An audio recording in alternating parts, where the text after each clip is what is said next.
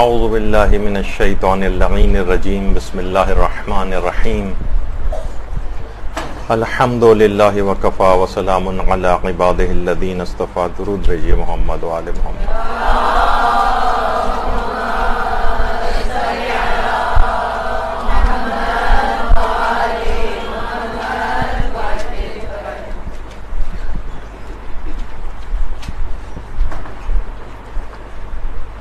عقیق اور فیروزہ اور مختلف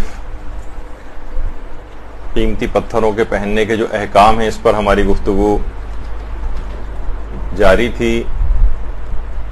فقہی احکام بیان ہو چکے تھے، ان کے فوائد فضائل اس کے متعلق بھی پچھلی دفعہ کافی گفتگو ہو چکی تھی۔ اب یہ بات ہوئی تھی کہ آخر یہ جو انگوٹھی ہے، نگینہ ہے، اس کے اوپر اگر کوئی نقش کندہ کروائیں تو اس سلسلے میں کیا تاریخ میں ملتا ہے، کس طرح کی چیزیں اس کی اثر پذیری کو بڑھانے کے لیے استعمال کی جا سکتی ہیں۔ دیکھیے، تمام صالح بندے، تمام مومنین ان پتھروں کو پہنتے ہیں، حتیٰ کہ تمام انبیاء کرام اور معصومین علیہم السلام بھی سب ان نگینوں کے اوپر کچھ نہ کچھ نقش کو کندہ کروایا کرتے تھے۔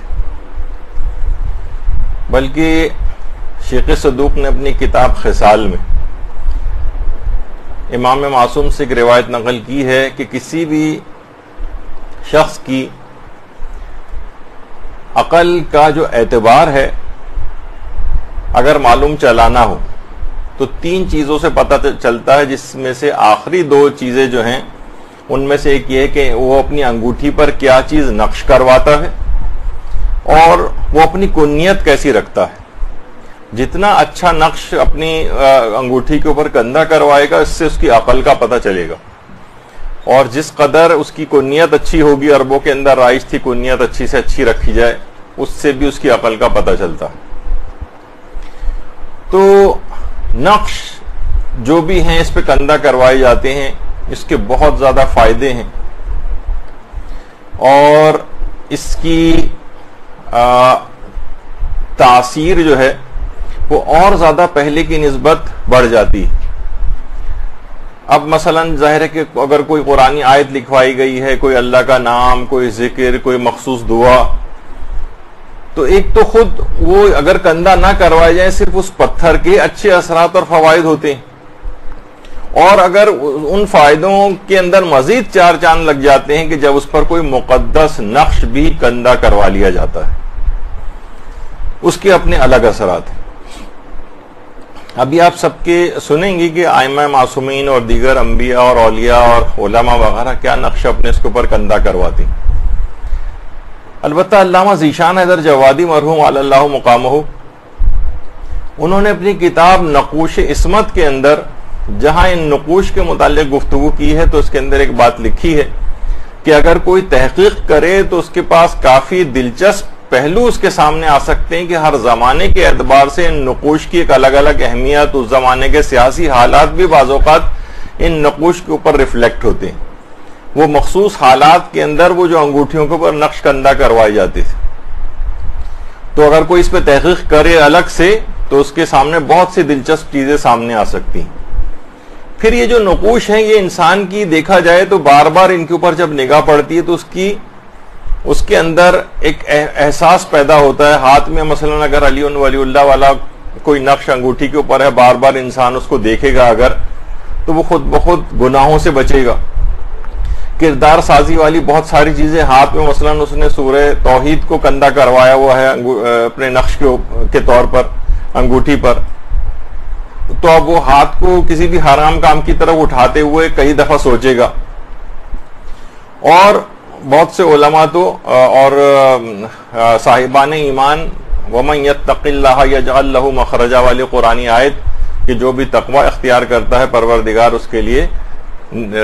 آسان راہ جو ہے وہ نکال دیتا ہے اس سے بچ نکلنے کی مشکلات سے۔ تو جب وہ یہ دیکھے گا، جب تقوی الہی اس کو یاد آئے گا تو ان کی اثر پذیری، ان سے کردار سازی والا کام بھی لیا جا سکتا ہے۔ یہی وجہ ہے کہ ہمارے پیغمبر اسلام ختمی مرتبہ صلی اللہ علیہ وآلہ وسلم صلی اللہ علیہ محمد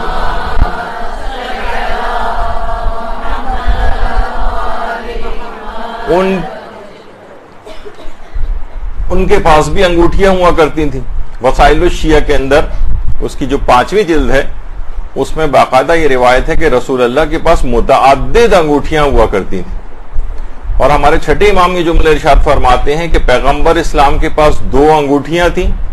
ایک پہ لکھا ہوا تھا صدق اللہ اور دوسری انگوٹھی پہ لکھا ہوا تھا لا الہ الا اللہ محمد الرسول اللہ. اچھا، رسول اللہ کے ہاتھ میں جو انگوٹھی ہوتی تھی وہ مہر کے طور پر بھی پیغمبر استعمال کرتے تھے، جس کے اوپر محمد الرسول اللہ لکھا ہوتا تھا، اور ترتیب اس طرح سے تھی اس کی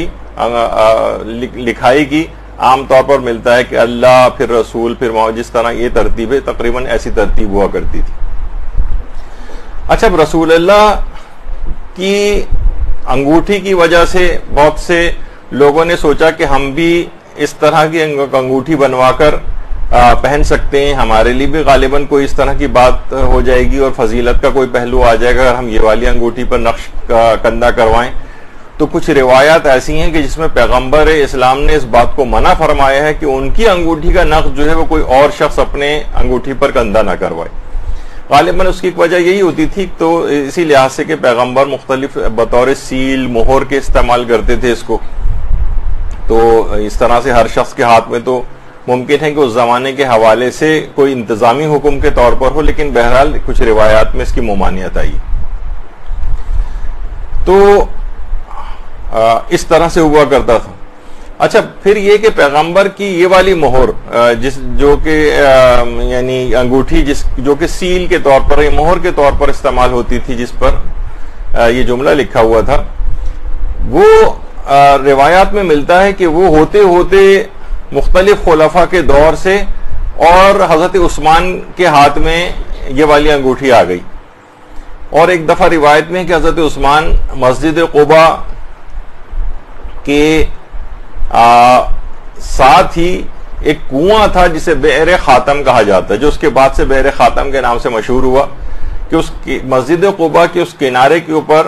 حضرت عثمان بیٹھے ہوئے تھے اس کنویں کے کنارے پر. تو یہ جو چھوٹی سی ایک عمارت نظر آ رہی ہے اس زمانے میں ہوا کرتی تھی، اور یہاں پر ایک کنواں تھا اس کے اندر.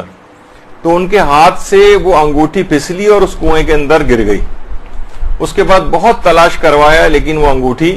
کسی طور پر نہیں مل سکی.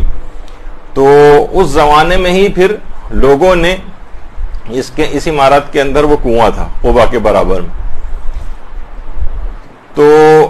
لوگوں نے ایک لحاظ سے اس کو بدشگونی سمجھا اور اس بات کی پیشگوئی کر دی گئی کہ حضرت عثمان کی حکومت اب برقرار نہیں رہ سکے گی، اور کچھ عرصے بعد ہی حضرت عثمان قتل کر دیے گئے. باقاعدہ وہ جو ہے بئر خاتم کے نام سے وہ جگہ آج بھی مسجد قباء کی طرف جو ہے وہ دیکھی جا سکتی ہے، بلکہ اب تو اس کی کچھ اور نئی شکل بھی جو ہے وہ بن گئی. تو پیغمبر اسلام کی وہ انگوٹھی اس طرح سے بہت تلاش کی گئی لیکن وہ نہیں مل سکی.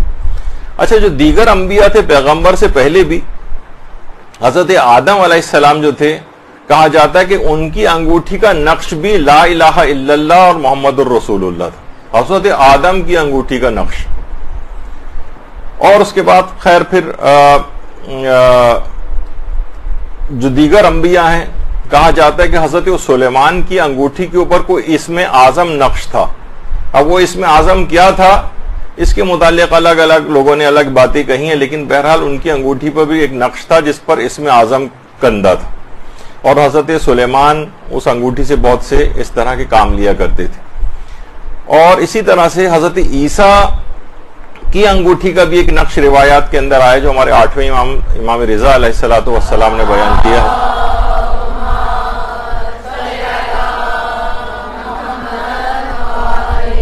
کہ خوشخبری ہے اس بندے کے لیے جس کو دیکھنے سے خدا یاد آئے، اور عذاب ہے اس شخص کے لیے جس کو دیکھنے سے خدا یاد نہ آئے. یہ باقاعدہ حضرت عیسیٰ کی انگوٹھی کا نقش تھا.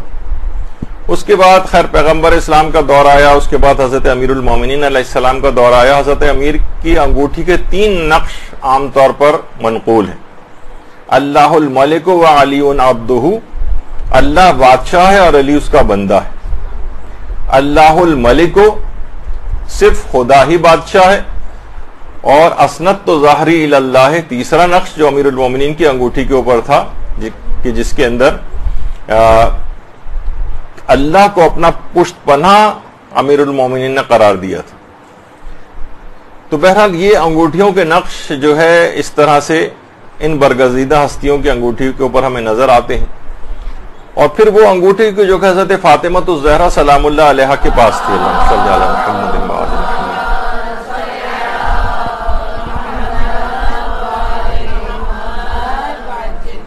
حضرت امام حسن عسکری علیہ السلام اپنے اجداد سے نقل کرتے ہیں کہ حضرت زہرا کے پاس ایک عقیق کی انگوٹھی ہوا کرتی تھی جو انہوں نے وقت شہادت امام حسن علیہ السلام کے سپرد کر دی تھی. اور پھر جب حضرت امام حسن علیہ السلام کی شہادت کا وقت آیا تو انہوں نے وہ انگوٹھی امام حسین علیہ السلام کے سپرد کر دی. تو امام حسین فرماتے ہیں کہ میرا دل چاہتا تھا کہ والدہ گرامی کی وہ جو انگوٹھی ہے میں اس کے اوپر کوئی نقش کندہ کرواؤں. تو میں نے خواب میں حضرت عیسیٰ علیہ السلام کو دیکھا، یعنی امام حسین فرما رہے ہیں، اور حضرت عیسیٰ فرما رہے ہیں کہ اس انگوٹھی کے اوپر تم لا الہ الا اللہ الحق المبین، ملک الحق المبین، یہ کندہ کرواؤ. تو اس کے بعد سے خیر روایات کے اندر بھی یہ چیز آئی ہے، تو بہت سے صاحبان ایمان اس نقش کو بھی اپنی انگوٹھی کے اوپر کندہ کرواتے ہیں کہ حضرت عیسیٰ نے خواب میں اس کو سجیسٹ کیا، اور اس روایت میں امام رضا کی امام حسین علیہ السلام کو اپنی یہ خواہش پہنچائی کہ یہ والا نقش اس کے اوپر کندہ کروائیں. تو بہرحال اور یہ خود بہت ہی بہترین نقش ہے کہ اگر اس کو باقاعدہ روزانہ ہمارے چھٹے امام فرماتے ہیں 100 مرتبہ اگر اس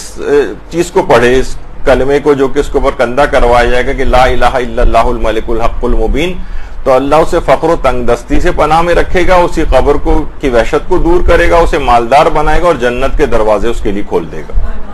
تو جب یہ نقش ہمیشہ آنکھوں کے سامنے رہے گا اور بار بار اس کو دیکھیں گے تو یاد آئے گا ارے 100 دفعہ اس کو پڑھ ہی لیں، کیونکہ روایت کے اندر بھی تذکرہ ہے، تو روزانہ کی بنیاد پہ اس کو بہت سارے فوائد اس سلسلے میں حاصل ہوں گے. اسی طرح سے اس کے بعد پھر امام حسن علیہ السلام، اللہم صلی علی محمد و آل محمد،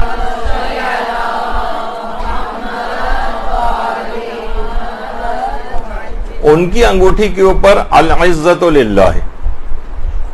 عزت اللہ ہی کے لیے. یہ امام حسن کی انگوٹھی کے اوپر تھا، اور رسول کافی میں ایک روایت ہے جس میں یہ ہے کہ امام حسن کی انگوٹھی پر ایک نقش اور بھی تھا، حسبی اللہ، حسبی اللہ، اللہ ہمارے لیے کافی. تو اور ایک روایت ہے ہمارے امام رضا علیہ السلام کی، اللہم صلی علی محمد و آل محمد،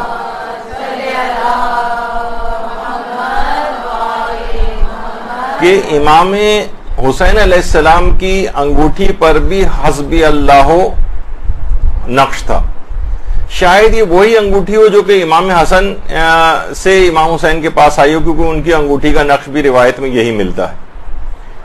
اور دوسری انگوٹھی ان اللہ بالغ امرہ، اس کے اوپر یہ کہ بے شک اللہ اپنے حکم کو پہنچانے والا ہے، یہ ان کی انگوٹھی کے اوپر نقش تھا. تو یہ دونوں انگوٹھیاں پہنچی تھی اس کے بعد ہمارے 5ویں امام اور ہمارے چوتھے امام اور 5ویں امام دونوں کے پاس. چوتھے امام کی انگوٹھی کے اوپر ایک نقش اور تھا جو کہ اصول کافی میں وما توفیقی الا باللہ، یہ چوتھے امام کی انگوٹھی کا نقش تھا. اور ایک اور بھی نقش تھا، وہ تھا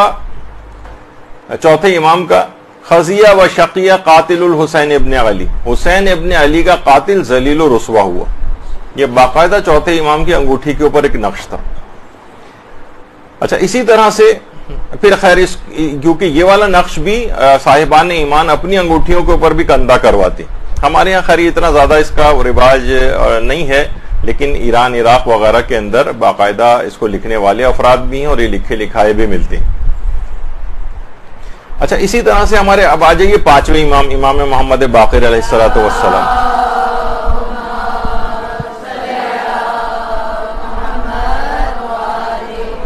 پانچویں امام کی انگوٹھی پہ تھا ربی لا تذرنی فردا وانت خیر الوارثین.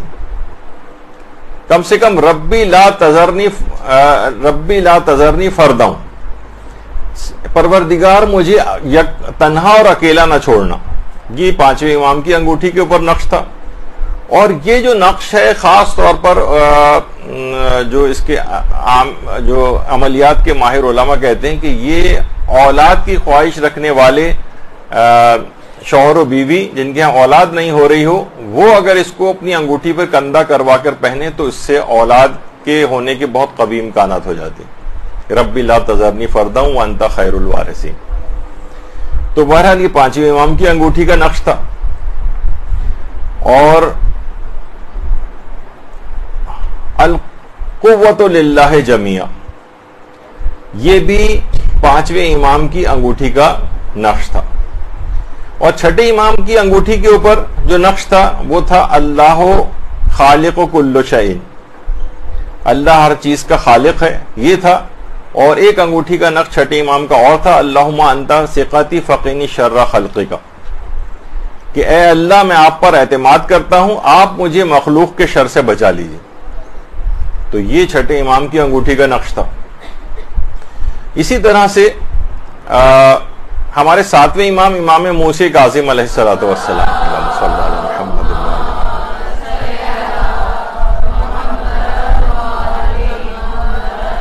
ان کی انگوٹھی کا نقش تھا الملک للہ وحدہ. اور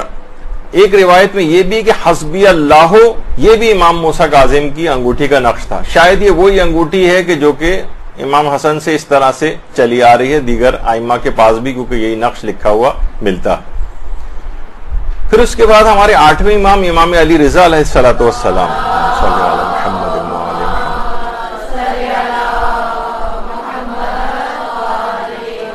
ان کی انگوٹھی کے اوپر ملتا ہے ما شاء اللہ لا حول ولا قوت الا باللہ. اس میں تو لا قوت الا باللہ لکھا ہے لیکن لا حول ولا قوت الا باللہ. یہ آٹھویں امام کی انگوٹھی کا نقش تھا. اور صاحبان ایمان اس کو بھی لکھواتے ہیں، ایران عراق کے اندر یہ باقاعدہ ملتے ہیں. اور یہ لوگوں کو پتہ بھی نہیں ہوتا کہ بعض اوقات یہ نقوش کون کون سے معصومین کے لکھے ہوئے کندھا کروائے ہوئے تھے. اسی طریقے سے ہمارے امام محمد تقی علیہ الصلوۃ والسلام،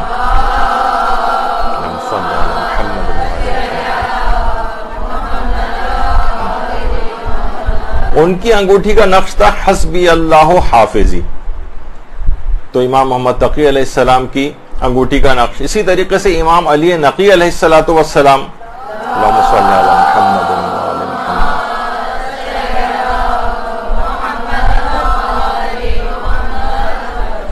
ان کی انگوٹھی کا نقش تھا اللہ ربی وہو عصمتی من خلقہ، اللہ میرا رب ہے اور وہی مجھے مخلوقات کے شر سے بچانے والا ہے. یہ ان کی انگوٹھی کا تھا نقش. اور ایک نقش اور بھی تھا حفظ العہود من اخلاق المعبود. یہ امام علی نقی علیہ السلام کی انگوٹھی کا نقش تھا کہ عہدوں کی حفاظت اور پاسداری کرنا یہ پروردگار کے اخلاقوں میں سے ایک اخلاق ہے. یہ ان کی انگوٹھی کا ایک نقش تھا. اسی طرح سے ہمارے 11ویں امام، امام حسن عسکری علیہ الصلوۃ والسلام،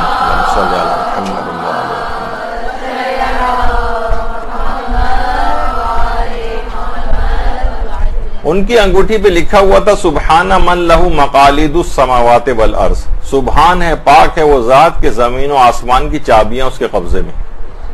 یہ ہمارے 11ویں امام کی انگوٹھی کا نقش تھا. اور اسی طریقے سے ہمارے امام زمانہ علیہ الصلوۃ والسلام،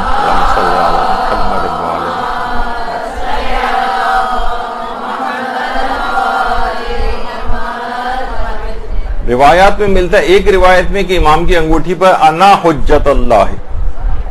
میں اللہ کی حجت ہوں، اور دوسرا ہے کہ انا حجت اللہ و خالصتہ. یہ دو جو ہیں امام زمانہ کی انگوٹھی کے اوپر نقوش موجود ہیں. اچھا صرف یہی نہیں بلکہ کہ ہمارے 14 معصومین علیہ السلام، بلکہ امام علی علیہ الصلوۃ والسلام کے والد گرامی حضرت ابو طالب علیہ السلام، اللہم صلی علی محمد وعلی محمد،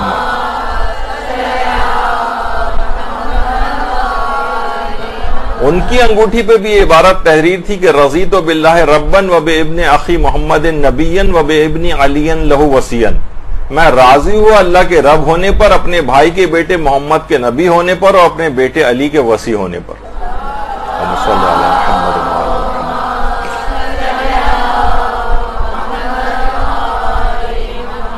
باقاعدہ کتاب الغدیر میں علامہ امینی نے اس کو لکھا ہے 7ویں جلد میں، اور تفسیر ابو الفتوح رازی جو ہے اس کی 4تھی جلد کے اندر یہ موجود ہے، اور یہ روایت ہمارے 8ویں امام علی رضا علیہ الصلوۃ والسلام سے۔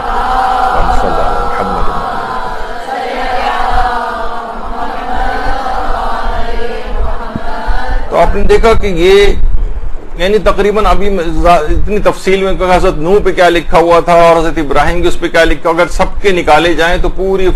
کئی شاید چاہیے ہوں کلاسز، اگر سب کی تلاش کی جائے اور نکالی جائیں، لیکن کیونکہ آج اتنا وقت نہیں اور بھی طرف جانا ہے تو بہرحال یہ بہت اہم چیز ہے۔ حتیٰ کہ علماء کرام کچھ خصوصی قسم کے نقش اپنی اس انگوٹھی کے اوپر کندہ کرواتے ہیں، جس میں سے آیت اللہ علی آقا قاضی جو کتنے بڑے بڑے مجتہدین کے استاد رہے ہیں، ان کی انگوٹھی کے اوپر 3 طرح کے نقش یا 3 انگوٹھیاں ان کے پاس ایسی تھیں کہ جس کے اوپر اس طرح کے نقش تھے۔ ایک انگوٹھی کے اوپر سورہ طٰہٰ کی 111ویں آیت لکھی ہوئی تھی کہ اس دن سارے چہرے خدائے حی و قیوم کے سامنے جھکے ہوئے ہوں گے اور ظلم کا بوجھ اٹھانے والا ناکام و رسوا ہو جائے گا۔ یہ ان کی انگوٹھی کے اوپر ایک نقش تحریر تھا، یعنی روزانہ کی بنیاد پہ انسان اگر اپنی انگوٹھی ظاہر ہاتھ میں پہنی ہوئی ہے، اس پہ اکثر نگاہ بھی پڑتی ہے، تو اس سے روز قیامت یاد آئے۔ یہ عرفانیات اور سیر و سلوک وغیرہ کے لیے اور اپنے آپ کو روحانی طور پر بلند کرنے کے لیے نقوش بڑے فائدے مند۔ اور دوسرا نقش ان کی انگوٹھی کے اوپر تھا جو کاف ہا یا عین صاد اور ہا میم سین قاف، یہ باقاعدہ اس کے انگوٹھیاں بنی ہوئی بھی ملتی ہیں، اور یہ درمیان میں یہ دونوں کاف ہا یا عین صاد ہا میم سین قاف یہ جو ہے باقاعدہ انگوٹھیوں کے اوپر کندھا یہ ملتے بھی ہیں۔ تو یہ آیت اللہ علی آقا قاضی کی انگوٹھی کے اوپر نقش ہوا کرتا تھا۔ اور تیسرا نقش جو تھا ان کی انگوٹھی کے اوپر وہ سورہ نمل کی آیت نمبر 30 تھی کہ انہ من سلیمان و انہ بسم اللہ الرحمن الرحیم۔ تو یہ تیسرا یعنی جو حضرت سلیمان کے حوالے سے جو قرآن کی آیت ہے وہ حضرت آیت اللہ علی آقا قاضی نے اپنی انگوٹھی کے اوپر کندہ کروائے ہوئے تھے۔ تو یہ 3 نقوش خاص طور پر ان کے بڑے اثرات ہیں کہ اتنے بڑے بڑے علماء نے یہ قرآنی آیات اپنی اس کے اوپر انگوٹھی پر کندہ کروائی ہوئی تھی۔ اچھا کچھ اور بھی ہیں علماء کے جو کہ انگوٹھی کا نقش جو ہے وہ اپنی اس تربیت کے لیے اور اپنی یاد دہانی کے لیے اس طرح سے استعمال کرتے تھے کہ جیسے یہ دیکھیے یہ جو انہ من سلیمان و انہ بسم اللہ الرحمن الرحیم یہ جو ہے باقاعدہ انگوٹھیوں کے اوپر چھپا ہوا اور کندہ کیا ہوا ملتا بھی، جو علی آقا قاضی کی انگوٹھی پہ تھا یہ بھی ملتا ہے۔ تو اگر انسان اس لحاظ سے جا کر مختلف دکانوں کے اوپر دیکھے تو وہ اپنی اس طرح کی خواہش کو پورا کر سکتا ہے، بلکہ کئی بھی اگر کیونکہ بہت زیادہ قیمتی انگوٹھیاں تو نہیں ہوتی لیکن سب کے اثرات حاصل کرنے کے لیے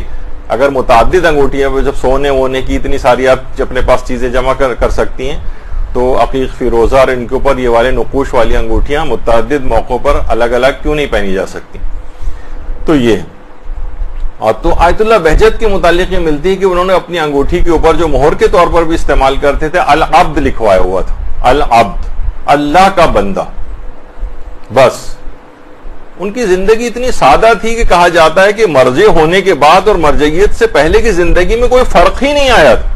وہی اپنے گھر کے اندر پہلے بھی درس دیتے تھے بعد میں بھی درس دیتے تھے، رتی برابر بھی سوئی کی نوک کے برابر بھی مرجع بننے کے بعد کوئی فرق ان کی زندگی میں نہیں آیا تھا۔ تو کہتے تھے کوئی لمبے چوڑے بڑی مشکل سے تو توضیح مسائل کے اوپر اپنا نام لکھنے کو تیار ہوئے تھے، چہ جائے کہ آیت اللہ العظمیٰ اور اس طرح کے القاب تو وہ اپنے نام کے ساتھ نہیں لگاتے تھے بلکہ العبد، یہاں تک کہ جب ان کا انتقال ہوا ہے تو ان کی قبر مبارک کے اوپر بھی ان کی یہ العبد لکھ کے لگایا گیا ہے کیونکہ یہ ان کی خصوصیت تھی، اور باقاعدہ لوگ ان کی آج بھی قبر میں پر جاتے ہیں تو ان کو یہ نظر آئے گا ان کی یہ مہر العبد، یہ اصل میں ان کی انگوٹھی کا نقش تھا۔ تو اس لحاظ سے اگر آپ دیکھیں اچھا، پھر اس کے بعد ایک اور بھی ایک چیز ہے کہ جو کہ آپ نے دیکھا کہ نقش اتنا ہی کارآمد ہے کہ مرنے کے بعد بھی منہ میں جو مردے کے رکھا جاتا ہے عقیق، سادہ بھی رکھ سکتے ہیں لیکن اس کے اوپر کلمہ شہادتین، ائمہ معصومین کے اسماء گرامی اور ان کی امامت کا اقرار، یہ انگوٹھی کے اوپر کندھا کروا کے اس کے منہ میں رکھا جائے، جس کے فوائد ہم پچھلی دفعہ بیان کر چکے. تو یہ بھی تو دیکھا جائے، یہ نقشی تو ہیں، یہ نقش اماموں کے نام اور خدا کی وحدانیت اور پیغمبر کی رسالت کا اقرار، تو یہ خود مرنے کے بعد بھی یہ نقوش اس طرح سے کام آتی، تو ان کی بڑی اہمیت ہے. اسی طرح سے اب آ جائیے حرز جواد. حرز جواد ہمارے بڑے علماء سب پہنتے ہیں، رہبر معظم بھی حرز جواد کو اکثر پہنتے ہیں. اور اس سے پہلے البتہ یہ جو لفظ اس کے اندر آئے حرز، دیکھیے ایک چیز ہوتی ہے حرز اور ایک ہوتا ہے ورد. ورد میں اور حرز میں فرق ہے. ورد ہوتا ہے کوئی بھی ذکر یا کوئی بھی آیت جسے مسلسل دہرایا جائے، اسے کہتے ہیں ورد. لیکن حرز جو ہے مثلا نظر بد سے بچنے کے لیے، نقصان سے بچنے کے لیے کوئی ذکر یا دعا کو ہر وقت اپنے ساتھ رکھنا، چاہے وہ انگوٹھی میں رکھنا، چاہے وہ لاکٹ میں رکھنا یا اپنے ہاتھ کے اوپر باندھنا، اس کو حرز کہا جاتا ہے، یا جسے تعویذ بھی کہہ سکتے ہیں. اچھا، اتنا ایک بیچ میں ایک بات اور بتا دی جائے، پچھلی دفعہ بھی سوال کیا تھا کسی نے، تو وہ میں اس کا بتا دوں کہ انگوٹھی کا جو نگینہ ہے، اس کا اسکن سے ٹچ ہونا لازم نہیں. ہاتھ میں پہنا ہو، ضروری نہیں کہ کھال سے مسلسل ٹچ بھی ہوتا رہے، بس وہ بھی کافی فوائد دلوا دیتا ہے. تو اگر کوئی ذکر یا چیز ہو تو اسے حرز کہتے ہیں، اور اگر کوئی دعا ہو تو اس کو تعویذ کہا جاتا ہے. اور حرز جواد جو ہے وہ باقاعدہ اس کے متعلق جو روایت ہے، ہمارے جو ایک عالم گزرے ابن طاؤس، انہوں نے محج الدعوات کے اندر جو ان کی کتاب ہے اس کے اندر پورا وہ واقعہ بھی نقل کیا ہے کہ جو ہمارے امام محمد تقی علیہ السلام کی صلی اللہ محمد وعلی محمد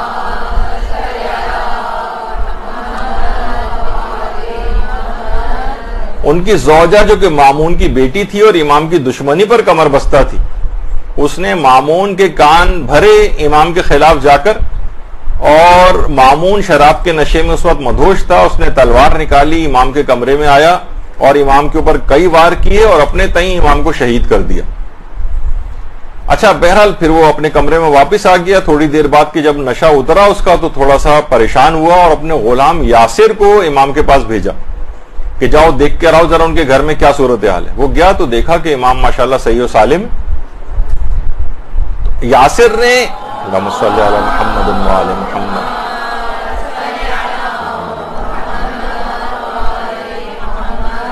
اچھا اس کا خاص غلام تھا. اس نے کہا کہ یہ کیسے ممکن ہو سکتا ہے کہ تلوار سے وار کی ہوں لیکن اتنے زیادہ یعنی کاری وار نہ ہوئے ہوں. اس نے بہانے سے کہا کہ امام اگر آپ اپنا یہ لباس جو آپ نے پہنا ہوا ہے اگر یہ مجھے تبرک کے طور پر آپ عنایت فرماتے ہیں تو بڑی مہربانی ہوگی. امام ظاہر کریم ابن کریم خاندان والے، انہوں نے جو ہے اپنا اوپری لباس اتارا اور اس کو دیا. تو یاسر دیکھ کر حیران ہو گیا کہ کسی بھی زخم کا کوئی ایک نشان بھی امام کے جسم کے اوپر نہیں تھا. اچھا، اب یہ غلام یاسر جیسے جا کر مامون کو ساری صورتحال بتائی، اور کچھ دن کے بعد جب مامون سے خود امام کی ملاقات ہوئی تو امام علیہ السلام نے مامون کو بھی یہ بات بتائی کہ میرے پاس ایک حرز تھا کہ جس نے میری حفاظت کی تھی، اور یہی جو ہے حرز یہ اللہ کے نام ہے اس کے اندر. اور یہ خاص حرز ایک تھوڑا سا تفصیلی بھی ہے، اور ایک کم سے کم یہ والا حرز جو کہ مفاتیح الجنان کے اندر بھی ہے، یہ تو انسان اس کو اپنے پاس رکھے، ابھی اس کی بھی تفصیل آتی ہے. اور اس کو لکھنے کے بھی اس کے کچھ خاص آداب، حرز جواد کو لکھنے کے کچھ خاص آداب بھی. سب سے پہلی بات تو علماء یہ فرماتے ہیں کہ بال پوائنٹ یا فاؤنٹین پین وغیرہ کی انک سے اس کو نہ لکھیں، اس سے اس کی اثر پذیری نہیں ہوتی. یا تو لکڑی کا قلم استعمال کریں یا کوئی ایسی پینسل کہ جسے کسی مسلمان نے بنایا ہو. تو عام طور پر کیونکہ اب یہ پتہ نہیں ہوتا کہ کیونکہ فرماتے ہیں اگر کوئی کافر کے قلم سے یا کافر کی بنائی ہوئی کسی چیز سے اگر اس کو لکھا جائے تو پھر حرز جواد کا فائدہ نہیں ہوتا. اور جس وقت حرز جواد لکھا جاتا ہے، یہ والی جو دعا ہے جو ابھی آپ کے سامنے تھی، یہ باوضو ہو کر لکھی جائے اور رو بقبلہ ہو کر لکھی جائے. اور اسے انگوٹھی کے اندر بھی حرز جواد کو رکھ سکتے ہیں. اس کو مثلا آپ کسی کاغذ کے اوپر بھی لکھ سکتے ہیں, یا مثلا کسی کپڑے پر لکھ کر بھی گھر میں رکھ سکتے ہیں, یا اپنے ہاتھ کی انگلی سے بچوں کی پیشانی کے اوپر بھی لکھ سکتے ہیں ان کی حفاظت کے غرض سے. تو آپ حیران ہوں گی کہ جو وہابی حضرات ہیں اگرچہ وہ تعویذ وغیرہ کو شرک سمجھتے ہیں, اور باقاعدہ اپنی کتابوں کے اندر انہوں نے اس کو لکھا ہے کہ جو مختلف قسم کے تعویذوں سے جو ہے مدد حاصل کرنا اور یہ سب کچھ شرک ہے, لیکن حرز امام جواد کو اور حرز امام علی ابن ابی طالب علیہ السلام کو وہابی حضرات بھی شرک نہیں سمجھتے, کہتے ہیں یہ شرک نہیں. تو بہرحال اور آقا خوئی نے باقاعدہ منہاج الصالحین میں لکھا ہے کہ حرز جواد کو سونے یا چاندی کے اوپر کندہ کروا کر یا اس کا ایک کیس بنوا کر اس کے اندر کسی کاغذ پر لکھ کر بھی گھر میں بھی رکھ سکتے ہیں اور اپنے جسم کے ساتھ بھی رکھ سکتے ہیں. بس البتہ وہ ضرور ہے کہ مرد اگر سونے کی انگوٹھی وغیرہ کے اندر اس کو ظاہر نہیں پہن سکتے تو مرد یہ والی احتیاط کریں, لیکن بہرحال کسی بھی سونے اور چاندی میں کندہ کروا کے کسی جگہ گھر میں رکھنا ہے اگر حرز جواد کو تو اس کے اندر رکھا جا سکتا ہے. اور آیت اللہ بہجت ظاہر لوگوں کو مختلف عملیات بتاتے تھے. تو ایک دفعہ خاتون نے آیت اللہ بہجت سے جو ہے یہ سوال دریافت کیا تھا کہ وہ سوتے سوتے ڈر جاتی. اچھا دیکھیے, ایک چیز ہوتی ہے عام طور پہ بچوں میں جسے نائٹ ٹیررز کہتے ہیں, بچے ایک دم سے سوتے سوتے جو ڈر جاتے ہیں, کوئی آبویس وجہ بھی نہیں ہوتی, آپ اکثر انہیں جھنجھوڑتے ہیں لیکن وہ بیدار بھی نہیں ہوتے, بس روئے چلے جا رہے ہیں, نائٹ ٹیررز کہلاتے ہیں. شروع میں تو ذرا ہوتا ہے, جیسے جیسے بچے کی عمر بڑھتی جاتی ہے ویسے وہ خود بخود ٹھیک ہوتا جاتا ہے, لیکن وہ کب بعض اوقات بڑی پریشان کن صورتحال ہو جاتی ہے گھر والوں کے لیے. تو آیت اللہ بہجت نے اس عورت کو بتایا جو خواب میں اس طرح سے ڈر جاتی تھی. کہا کہ تم چاروں قل پابندی کے ساتھ تلاوت کیا کرو, خاص طور پر معوذتین سورہ فلق اور سورہ ناس کی جو ہے تلاوت خاص طور پہ کرو. اور پھر بھی اگر یہ تمہاری تکلیف رفع نہ ہو, یہ خواب میں ڈر جانے والی, تو پھر تم حرز جواد کو اپنے ہاتھ پر باندھو. یہ باقاعدہ آیت اللہ بہجت نے جو ہے یہ خاص طور پر اس چیز کے لیے بھی حرز جواد کو تاکید کیا. اور اسی طریقے سے حجت الاسلام فریضات جو ایک مشہور عالم دین ہے ایران میں, وہ آیت اللہ بہاؤالدینی کے متعلق یہ بات بتاتے ہیں جو بہت ہی عارف گزرے. وہ کہتے ہیں, خود آیت اللہ بہاؤالدینی فرماتے تھے کہ ایک شخص کے سر پر ایک بہت بڑا پتھر اس کے سر پر آ گرا, لیکن اس کو کوئی بھی نقصان نہیں ہوا. سب لوگ حیران رہ گئے, اتنا بڑا پتھر ایک بلندی سے کسی شخص کے سر پر آ کر گرے اور اسے خراش تک نہ آئے. معلوم چلا, تحقیق کی گئی تو حرز جواد اس شخص کے پاس نکلا. تو یہ اس طرح کی بہت ساری چیزوں سے بچانے والا بہت مجرب ہے. آیت اللہ بہاؤالدینی بھی بات بیان فرماتے تھے, اور آج بھی لوگ جو ہے حرز جواد کو اس کو کر کے اپنی انگوٹھی کے اندر جو ہے وہ رکھواتے ہیں. باقاعدہ ایران سے یہ سب ملتی ہیں, اور علماء حضرات بھی اس کو جو ہے وہ پہنتے ہیں. ایران وغیرہ کے اندر تو یہ بہت کامن ہے, یہاں تو اتنا نہیں ملتی, لیکن اس کے اندر یہی ہوتا ہے کہ بعض اوقات حرز جواد لکھ کے سو فولڈ کر کے کسی بھی اس کیس وغیرہ کے اندر کر کے اپنے گلے میں بھی لٹکا سکتے ہیں اور گھر میں بھی کسی جگہ پر رکھ سکتے ہیں. تو اس کے اندر یہ سب چیزیں ہوتی ہیں. بعض اوقات انگوٹھی کے جو نگینہ ہے اس کے اندر بھی اس طرح کی چیزیں اور دعائیں وغیرہ عام طور پر رکھی جاتی ہیں. تو بہرحال آپ نے دیکھا کہ یہ رہبر معظم بھی اس کو جو ہے وہ پہنتے ہیں کیونکہ ان سب چیزوں کی بڑی تاکید ہے. اچھا, ایک بات اس میں اور بیان کر دی جائے, ہمارے یہاں عام طور پہ ہوتا ہے کوئی شخص بیمار وغیرہ ہوتا ہے تو اس کے ہاتھ سے یہ سب چیزیں ہسپتال والے بھی اتروا لیتے ہیں, اور گھر میں بھی کوئی ہوتا ہے اس کو اتروا لی جاتی ہیں. لیکن علماء حضرات جو ان چیزوں کی اہمیت سے واقف ہیں کہ بیماری کی حالت میں بھی یہ سب چیزیں بہت فائدہ پہنچاتی ہیں. آیت اللہ ہاشمی شاہرودی یہ جب بیمار ہوئے تھے تو اس وقت بھی ان کے ہاتھ میں اس طرح سے عقیق کی انگوٹھی رہا کرتی تھی. تو اور یہ سب چیزیں جو ہیں ان کے جو اثرات اور اس کے اعتبار سے رہبر معظم بھی مختلف قسم کی اہم ترین جو میٹنگز ہوتی ہیں اس کے اعتبار سے بھی نگینوں کا کچھ انتخاب کرتے ہیں جو کچھ وہاں کے افراد ہیں ان کے وہ بتاتے ہیں. تو بہرحال دیکھیے یہ سب چیزیں ایسی ہیں کہ جو کہ انسان کو چاہیے کہ وہ دیکھے علماء کی سیرت کا. میں اس وجہ سے ان کے اندر اتنی تفصیل کے اندر بھی گیا کہ ہمارے ہاں آج کل ان چیزوں کا مذاق اڑایا جانے لگا ہے, ان کو کفر اور شرک سے تعبیر کیا جانے لگا ہے. کہا جاتا ہے کوئی خاص ان کی اہمیت نہیں ہے, بس ایک پہننا مستحب ہے. جیسے وہی خلیفہ ثانی والا جو جملہ تھا کہ پتھر تو کوئی فائدہ اور نقصان پہنچانے والا نہیں, بس رسول اللہ نے کیونکہ بوسہ دیا تھا اس وجہ سے میں تجھے بوسہ دے رہا ہوں. تو کہتے ہیں کہ جسٹ ایک سمپل مستحب ہے, باقی کوئی اس کے اثرات وغیرہ نہیں. تو اچھا اب دیکھیے, جیسے کہ میں نے پہلے بتایا تھا کہ رہبر خود ان مختلف قسم کے نگینوں کو پہنتے ہیں, اور پچھلی دفعہ بھی یہ بات آئی تھی کہ وہ کوئی معاذ اللہ ایک سادہ طبیعت کے شخص ہے, اور یہ نہیں کہ وہ معاذ اللہ کوئی شو بازی وغیرہ کے اندر جس طریقے سے عام طور پر خواتین کو مختلف انگوٹھیاں جمع کرنے کا شوق ہوتا ہے اس طرح سے کوئی کریں گے. بعید ہیں ان کی شخصیت سے.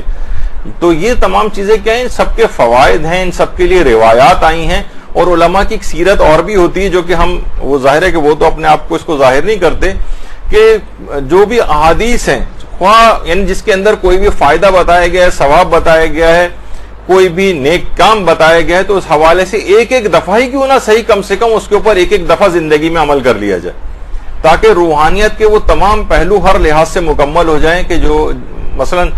ہو سکتا ہے کہ بہت سی چیزیں جو بتائی گئی اگر ہم نے مثلا نہیں پہنی تو وہ آثار, برکات اور فوائد اس سے بھی گویا ہم محروم ہو گئے, اور حدیث کے اس حکم پر بھی عمل نہیں ہوا جو کہ اس میں بیان کی گئی تھی بات. تو اسی طریقے سے ظاہر ہے وہ عقیق قرمز بھی پہنتے ہیں, عقیق زرد بھی پہنتے ہیں, اور یہ جو در نجف پہنتے ہیں, حدید سینی پہنتے ہیں, فیروزہ پہنتے ہیں, یاقوت پہنتے ہیں. اس کے علاوہ ایک اور عقیق بھی ہے جسے عقیق شرف الشمس کہا جاتا ہے, جس پہ ہماری تھوڑی سی ابھی گفتگو ہوگی. عقیق شرف الشمس, دیکھیے عقیق شرف الشمس ایک خاص تعویذ ہے, اور یہ اس کے اوپر کندھا کروایا جاتا ہے عقیق زرد کے اوپر. اس پہ خاص قسم کا نقش ہے. اچھا, رہبر خیر اس کو بھی پہنتے ہیں, اور حضرت رہبر جو ہیں وہ اپنی انگوٹھیوں کے اوپر جو مختلف قسم کے نقوش انہوں نے تحریر کروائے ہوئے ہیں, ان میں ایک نقش ہے یا علی ابن ابی طالب, یہ ایک نقش ہے, اور ایک اور نقش ہے یا ظافر. یا ظافر, ظافر یعنی اے فتح مندی دینے والے. تو خاص طور پر جب یہ داعش اور یہ مختلف قسم کے اس طرح کے جو بڑے خطرات ہو گئے تھے, اس زمانے میں بھی یا ظافر والی انگوٹھی کو رہبر پہنا کرتے تھے. اور شام میں جب بی بی کے روضے کے اوپر جو ہے وہ حملہ ہو رہا تھا اور بہت زیادہ وہاں پہ خطرات تھے, تو رہبر نے یا زینب کبریٰ کے نام سے بھی ایک عقیق کی ایک انگوٹھی جو ہے وہ پہننا شروع کی تھی. اور خاص طور پہ جس دن امام حسن عسکری کی پیدائش والا دن تھا, اس دن یا زینب کبریٰ کندھا کی ہوئی انگوٹھی پہنی تھی پہلی دفعہ. اسی طرح سے ان کی ایک انگوٹھی کے اوپر یا امیر المؤمنین, یہاں یا زینب کبریٰ پھر لوگوں نے بھی لکھوانا شروع کیا, اور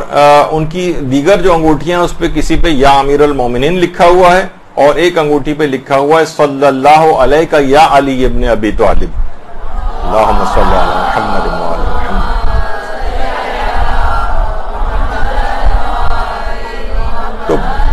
تو بہت سی انگوٹھیاں اس طرح سے پہنتے ہیں, اور جو لکھی ہوئی انگوٹھیاں بھی پہنتے ہیں, سادہ انگوٹھیاں بھی پہنتے ہیں. تو اور کچھ نقش اور ہرس ان انگوٹھی کے اوپر ہوتے ہیں. تو یہ سب چیزیں اہمیت کی حامل. اور ایک بہت ہی خاص الخاص ایک انگوٹھی حسن نصر اللہ, انہوں نے, اس مجاہد نے رہبر معظم کو باقاعدہ گفٹ کی ہے, اور اس پر جو نقش ہے, اور یہ انگوٹھی وہ انگوٹھی ہے کہ جو ہمارے امام زمانہ علیہ السلام کے نائب خاص, اللہم صلی علی محمد,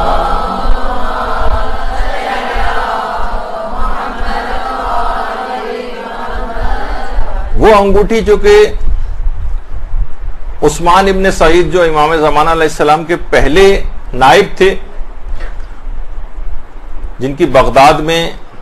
ان کا روضہ بھی ہے،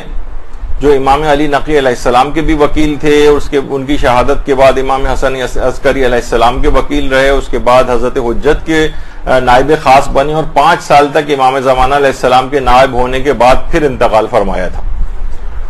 ان کی انگوٹھی کے اوپر جو نقش کندہ تھا وہ تھا عدتی یوم الوعید عثمان ابن سعید، اے قیامت کے دن میری پناہ گاہ، انہوں نے اپنی انگوٹھی کے اوپر لکھوایا ہوا تھا۔ اچھا، باقاعدہ جب یہ گفٹ انہوں نے بھجوایا حسن نصر اللہ نے، تو اس کے ساتھ اپنے ہاتھ سے لکھا ہوا ایک خط، اور وہ خط بھی بھیجا، اور اس خط میں انہوں نے یہ بات لکھی کہ مجھے یہ انگوٹھی ایک بہت ہی ماہر شخص نے مجھے تحفے میں دی ہے، اور یہ انگوٹھی 200 سے 250 ہجری کے درمیان کی ہے، اور یہ بہت خاص نوادرات میں سے ہے، اور یہ امام زمانہ کے سب سے پہلے نائب عثمان ابن سعید العمری کی ہے، اور اس پر جو فقرہ کندہ ہے عدتی لیوم الوعید عثمان ابن سعید، یعنی امام زمانہ کے سفیر، انہوں نے یہ لکھا خط کے اندر کہ امام زمانہ کے سفیر کی یہ انگوٹھی میں آج کے دور کے امام زمانہ کی نائب کی خدمت میں ہدیہ کرتا ہوں۔ صلی اللہ محمد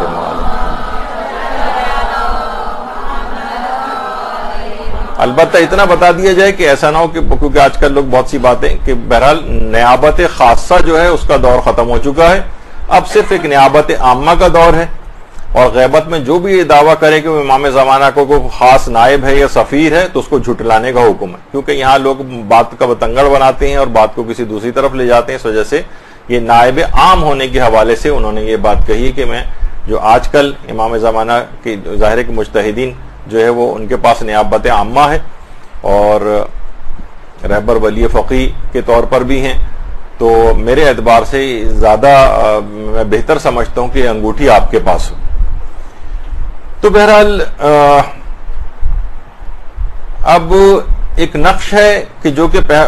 حضرت رہبر اس کو پہنتے ہیں، اور یہ زر دقیق کے اوپر یہ نقش کندہ ہے جسے شرف الشمس کہا جاتا ہے، عقیق شرف الشمس کے نام سے بھی مشہور ہے، اور البتہ یہ کوئی پتھر یا نگینہ نہیں ہے۔ لوگ عام طور پر کہتے ہیں کہ بھائی ہمیں عقیق شرف الشمس دو، تو وہ سمجھتے ہیں کہ شاید زرد رنگ کا بس ایک عقیق ہوگا، نہیں، عقیق کا نام شرف الشمس نہیں ہے، بلکہ شرف الشمس ایک کچھ تعویذ ہیں، کچھ خاص حروف اس طرح کے لکھے ہوئے ہیں جو کہ حضرت امیر المومنین علیہ الصلوۃ والسلام سے منسوب ہیں۔ صلی اللہ علیہ محمد وعلی محمد۔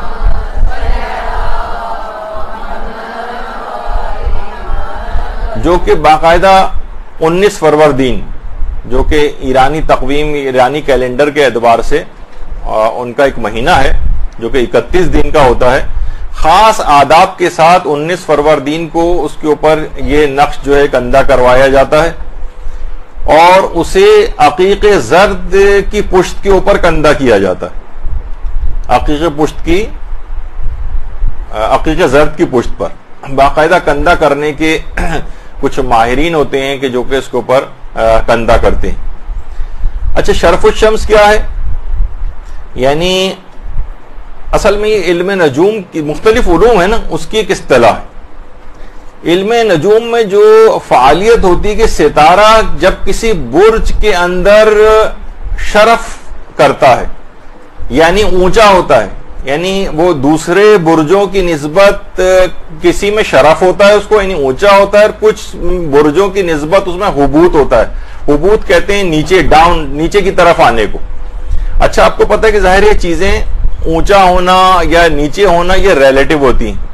مثلا میں اس وقت کرسی کے اوپر بیٹھا ہوا ہوں تو میں آپ سے اونچا ہوں اس وقت کرسی پہ بیٹھنے کے اعتبار سے، لیکن جو مثلا چھت پہ جو لوگ افراد گئے ہیں ان کے لحاظ سے میں نیچے ہوں، تو یہ ایک ریلیٹو ٹرم ہے، اونچا ہونا اور نیچا ہونا۔ تو شرف اور حبوط یہ دو ہیں۔ جب بھی آپ نے سنا ہوگا ایک چیز کہ حضرت آدم کا جنت سے نیچے زمین کے اوپر آنا، اس کو حبوط آدم کہا جاتا ہے۔ حبوط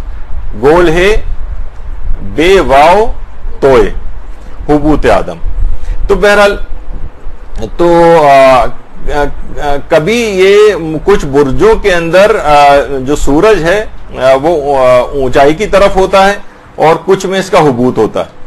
اچھا اب ظاہر ہے ممکن ہے، یہ ظاہر ہے اس علم کے جو خاص ماہرین ہیں ان کے کچھ تجربات ہیں، اور باقاعدہ نجوم کے بھی اعتبار سے یعنی بلکہ جو بحار الانوار کی جو 54ویں جلد ہے اس میں کہ سورج کے لیے باقاعدہ روایت میں یہ چیز آئی ہے کہ سورج کے لیے بہترین مقام جو ہے اور شرف کا مقام وہ برج حمل کو قرار دیا گیا ہے، ایریز. تو جو فروردین جو ایرانی تقویم کے کیلنڈر کے اعتبار سے ہے کہ جب سورج برج حمل سے گزرتا ہے تو اللہ کی طرف سے کچھ خاص انرجی اور قوت سورج کو عطا ہوتی. اس خاص وقت میں اگر کچھ اذکار یا نقوش عقیق زرد کے اوپر لکھوائے جائیں ان کو شرف الشمس کہا جاتا ہے، اور ان کے کچھ خاص اثرات ہیں جو بھی آگے چل کر میں بیان کروں گا. تو اور یہ جو خاص اشعار ہیں باقاعدہ یہ جو تعویذ ہے یہ دیوان امیر المومنین، جو باقاعدہ ایک دیوان ہے، کچھ اشعار ہیں جو حضرت امیر المومنین علیہ السلام سے منسوب ہے، ان سے اس کی نسبت دی جاتی ہے. اگرچہ یہ دیوان امیر المومنین اتنا زیادہ ثابت نہیں ہے، لیکن پھر بھی علماء اس کو یعنی اس کو اپنے اس میں پیش بھی کرتے ہیں، اور اگرچہ قطعی طور پر تو ہم اس کو نسبت نہیں دے سکتے، لیکن بہرحال ایک نسبت حضرت امیر سے اس کو دی جاتی. تو یہ تعویذ اس کے اندر بھی موجود ہے، اور اس کو خاص ظہور کے وقت سے پہلے لکھا جاتا ہے، یعنی 19 فروردین لیکن کچھ ماہرین کہتے ہیں ضروری نہیں کہ 19 فروردین میں ہی لکھا جائے، بلکہ الگ سے بھی کچھ اور تاریخوں میں بھی لکھا جا سکتا ہے. اور اب تو خیر یعنی خاص ظہور سے پہلے، کیونکہ روایت کے اندر یہ آیا ہے کہ حضرت امیر نے ظہور سے پہلے اس کو پتھر کے اوپر کندہ کیا تھا. اور اب تو خیر یہ لکھے لکھائے جو ہے وہ مل جاتے ہیں مارکیٹ سے، تو خود سے الگ سے لکھنے کی ضرورت نہیں. اچھا جو ماہرین ہیں اس علم کے، دیکھیے جو یہ علوم غریبہ کہلاتے ہیں، علوم غریبہ. دیکھیے ہر چیز کا ایک الگ علم ہے. مثلا آپ فزکس کی چیزیں ہیں کچھ ایسی، تو وہ فزکس کے ماہر سے آپ پوچھیں گی. تو اسی طریقے سے کچھ چیزیں ایسی ہیں جو کہ یہ اس قسم کے جو خاص علوم ہیں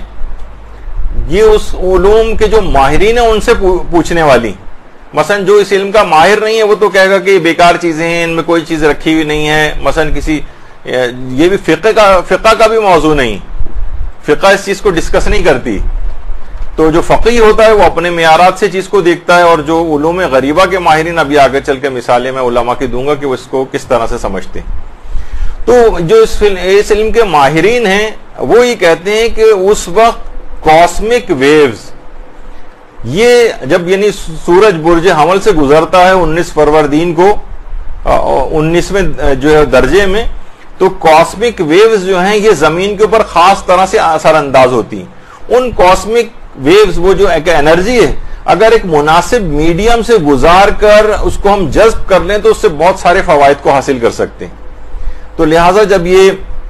سورج جس کو شمس کہا جاتا ہے جب یہ برج حمل سے 19ویں درجے کے اندر گزرتا ہے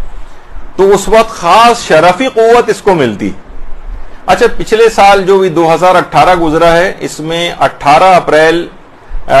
سے لے کر 19 اپریل کے درمیان جو ہے سورج یہاں سے گزرا تھا، اور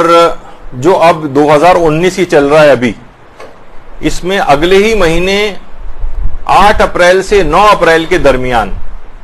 یعنی 8 اپریل کو صبح 8 بجے سے لے کر 9 اپریل کو صبح 8:30 بجے تک کے درمیان سورج برج حمل میں 19ویں درجے سے گزرے گا. تو جو اس کے علم کے ماہرین ہیں